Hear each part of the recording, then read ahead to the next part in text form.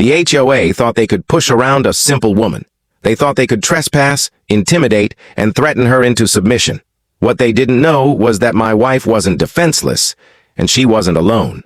Standing beside her were two retired military kinds, Brutus and Delta. Dogs trained to take down armed suspects in combat zones. So, when the HOA decided to teach her a lesson, they had no idea they were walking straight into a fight they could never win. Before we dive in, comment which country you're watching from.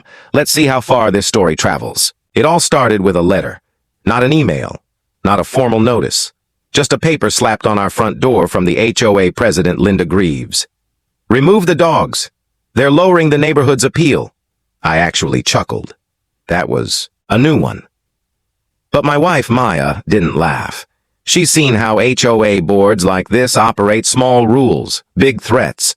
Brutus and Delta weren't barking yard dogs. They were elite canines I had served with during deployment. They had discipline most humans don't. Maya had trained them herself after I retired. But Linda wasn't interested in the truth. To her, they were a violation she could weaponize. A few days later, another note arrived, this time slid under the door. No signature, no logo. Just 6 words written in black ink. Take them out, or else.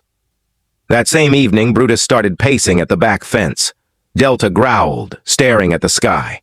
Then I saw it, a small black drone hovering, low over our yard, almost like it was trying to provoke them. I grabbed my binoculars and tracked it. It landed, right on Linda's upstairs balcony. At the next HOA meeting, I confronted her. "You spying on us now, Linda?" She smiled calmly and said, "Surveillance ensures community safety. If there's nothing to hide, there's no issue." That's when I realized this wasn't about dogs. It wasn't even about rules. It was about control. Soon after, we found muddy footprints outside our tool shed.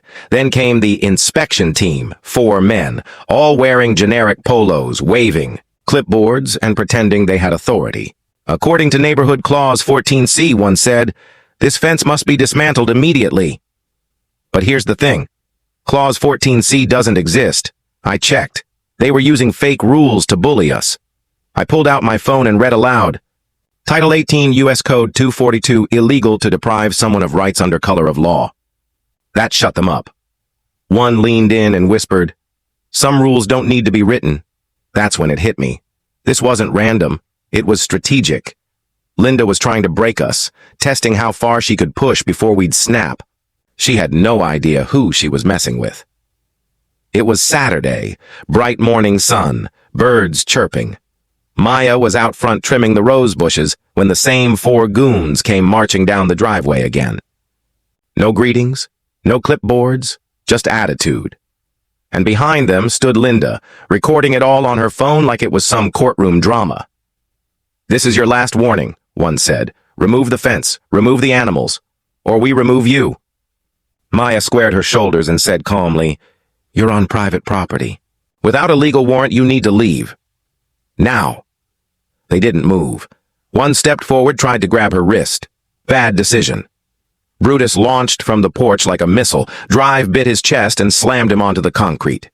The man gasped for air flat on his back with Brutus standing over him, growling deep and low. Another man panicked, pulled out a baton, and swung at Delta. Delta sidestepped, then clamped onto his arm with surgical precision, not ripping, just holding, exactly as trained. "Call them off!" Linda shrieked. "Delta, hold!" Maya said, voice steady. Delta froze, her grip locked but gentle. The attacker whimpered. A third rushed forward, trying to get past Brutus. Didn't make it 2 steps before Brutus body slammed him into the flower bed. By now, neighbors had come out, phones filming, some shouting.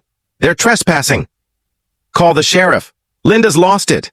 Echo obeyed as Maya commanded. "Release!" Delta instantly let go and returned to Maya's side, sitting calmly. Not a single drop of aggression. Just discipline. Linda screamed, "This is assault! These beasts attacked my team!" I stepped forward and said for everyone to hear, California Civil Code 3342. If a dog protects its owner from a criminal trespass, it's justified. And you just filmed your people attacking my wife. She went pale. Sheriff's units pulled up minutes later. Linda ran toward them, ranting about dangerous animals and lawsuits. But once they saw the video Maya and I had recorded, the trespassing, the physical aggression, and the calm responses from the dogs, the deputy shook his head. "Ma'am, these animals are trained professionals. You and your people on the other hand, are under investigation for trespass and assault." Linda tried one last jab. "Well, then destroy the dogs. They attacked people. That's law." The deputy replied, "Wrong. Not when they're defending against an illegal act. These dogs stay. You're the one leaving in cuffs." Cheers broke out across the block. Phones kept filming. And as Linda and her goons were loaded into squad cars, Maya knelt and hugged Brutus and Delta. Their tails wagged, finally at ease. "They didn't just protect me," she said. "They protected our home, our family." And just like that, the fear was gone. The HOA's power crumbled. The neighborhood had seen the truth. They weren't just dogs, they were warriors.